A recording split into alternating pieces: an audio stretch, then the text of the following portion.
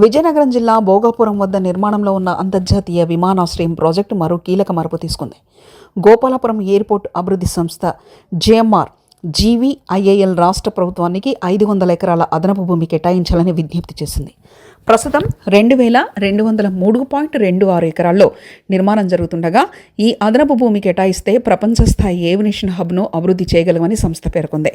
గత ప్రభుత్వంలో భోగాపురం ప్రాజెక్టు కోసం 2703.26 ఎకరాలు ప్రతిపాదించగా జగన్మోహన్ రెడ్డి ప్రభుత్వం 500 ఎకరాలు తగ్గించి 2203.26 ఎకరాలకు పరిమితం చేసింది. ఈ నిర్ణయం వల్ల ప్రాజెక్టు పూర్తి స్థాయిలో అభివృద్ధి సాధించడానికి కొన్ని అడ్డంకులు ఎదురయ్యాయనే ప్రతిపాదనలు వచ్చాయి.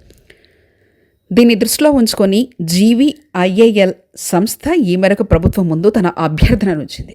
ఈ విజ్ఞప్తిపై సత్వర చర్యగా రాష్ట్ర ప్రభుత్వం 3 మంత్రులతో కమిటీని ఏర్పాటు చేసింది. ఆర్థిక మంత్రి నేతృత్వంలో మౌలిక వసతుల శాఖ మంత్రి, పరిశ్రమల శాఖ మంత్రి సభ్యులుగా ఈ కమిటీని పనిచేస్తుంది.